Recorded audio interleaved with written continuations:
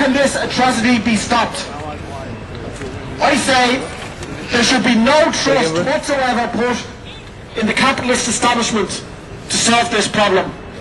We've seen this morning the comments of Bush, who's shown the Israelis the way in Afghanistan and Iraq.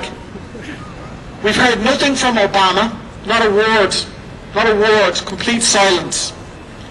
Sarkozy, a European leader, as Jim said, the EU are complicit.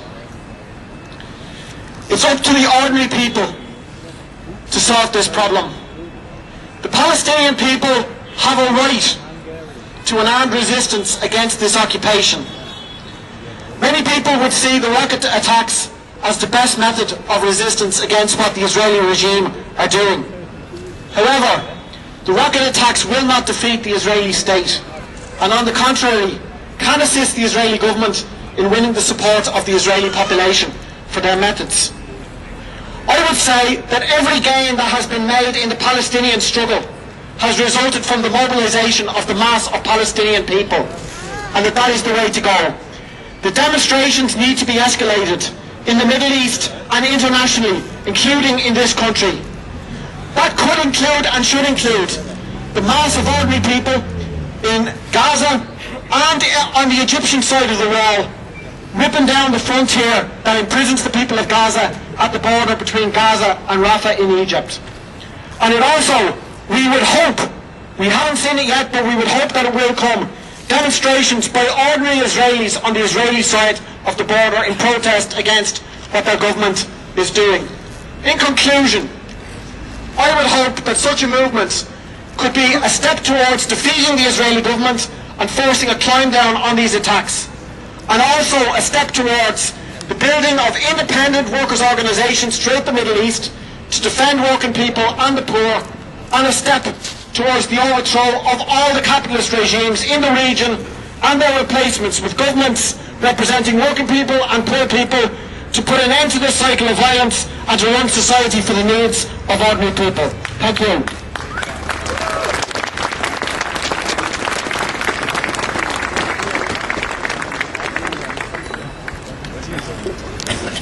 Now I'd like to hand the microphone to Cathy Sinnott. Sorry. We're here today because there has to be a better way. Women, children, innocent civilians are dying. Soldiers are dying. Now, Mick Barry said that the EU is complicit. The EU is far more than complicit. We should not be polite here. In December, there was a move to update the agreement, the accord, the agreement between Israel and the EU. We were able to delay that.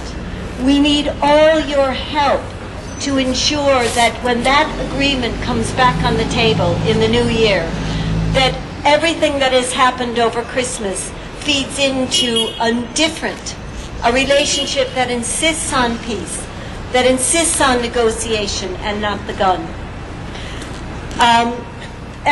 There's more we can do.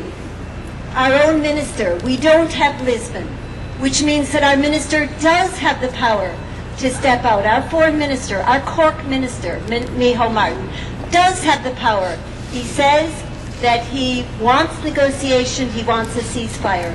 But without Lisbon, he has the power to insist on that in the Council. And we, the people of Cork, must insist that he uses that power that he still retains. So there are things we can do. Today, marching is an important part of what we're doing. We're making our voices heard. But we must make our voices heard in Brussels. I'm back there Monday. Anyone that contacts me, I will keep them updated. I will show them how to lobby and to specifically change the agreement between the Israel and the EU so that it must include peace. Thank you.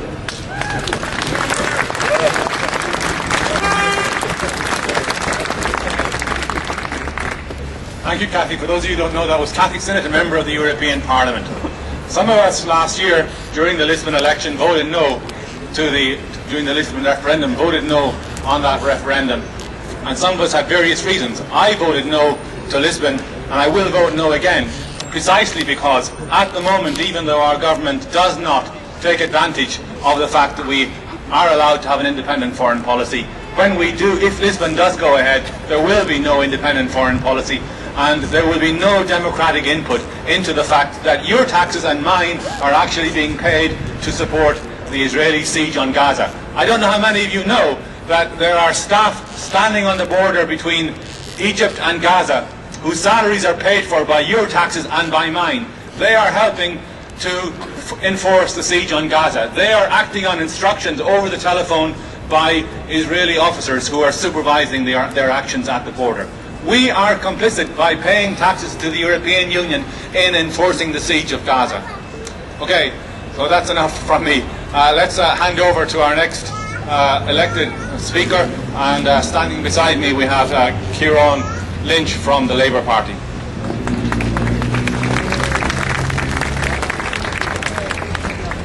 I'm not going to make a big speech this morning. In fact, I'm going to make a very, very short speech. I was just thinking, as we were getting ready for this protest and this march, that in Gaza this morning, there's a city centre like this, and instead of people going about doing their shopping and doing the things that they should be doing this time of the year, they're huddling in doorsteps and they're huddling in alleyways in fear of their lives. And we either accept that or we do something about it this morning. And we do something about it by bringing people on board, regular people walking up and down the street, who are worried and who are concerned, who have a shred of humanity for other human beings on this planet.